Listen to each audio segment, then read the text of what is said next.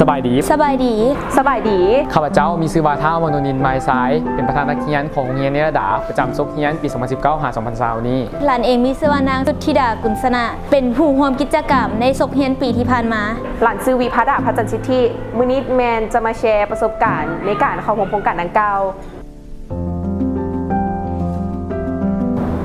ในปีที่ผ่านมานี้พวกเขาในนามของนักเรียนชั้นม .6 ได้มีโอกาสเข้าร่วมโครงการส่งต่อปุ่มแบบเรียนเก่าให้น้องไส้ใหม่เป็นปีที่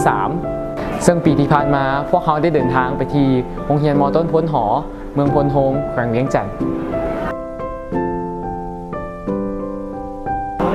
เขาได้พบกับน้องๆที่น่ารักและครูอาจารย์ที่สอนอยู่ในโรงเรียนดังกล่าวซึ่งเขาเจ้าพร้อมกันต้อนรับพวกเขาอย่างเป็นขบวนฟุดฟื้น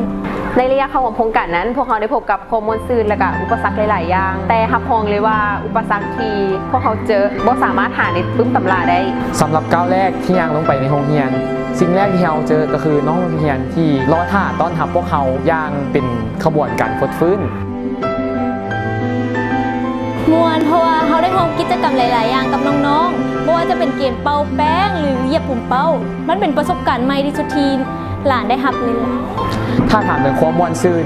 แม่นพวกเขาต้องมองหากิจกรรมของพวกเขาก่อนเลยเพราะว่ากิจกรรมและเกมที่พวกเขาเตรียมไปแม่นมีความม่วนซื่นหลายเมื่อได้เฮ็ดร่วมกับน้องๆแล้วยิ่งมีความม่วนซื่นหลายขึ้นน้องๆก็มีความสุขเช่นเดียวกันกับผู้ที่เข้าร่วมบริจาคและประสบการณ์ครั้งนี้ก็ทั้งม่วนเมื่อยและก็คุ้มค่าที่สุดเลย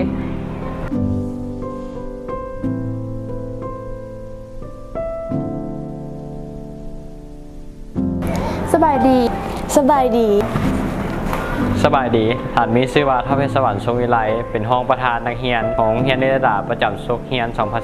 2019-2020 หลานมีชื่อว่านางจินตนาวิริวงศ์หลานชื่อนางวานิดาสุทธิผลเป็นตัวแทนมาจากชั้นม .6 โรงเรียนนิรดาอุปกรณ์ที่จะนำไปบริจาคมีอุปกรณ์การเรียนต่างๆซึ่งก็จะมีทั้งปื้มบิ๊กสอ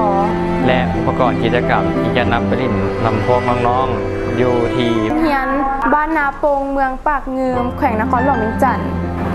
ฉะนั้นเราขอเชิญชวนให้ทุกๆคนที่มีจิตใจอาสามาช่วยกันบริจาคอุปกรณ์การเรียนน้ำขนมต่างๆเพื่อให้น้องๆอยู่โรงเรียนบ้านนาบงเมืองปากเงือมแขวงนครหลวงเวียงจันทน์นำพวกเฮาแน่เด้อ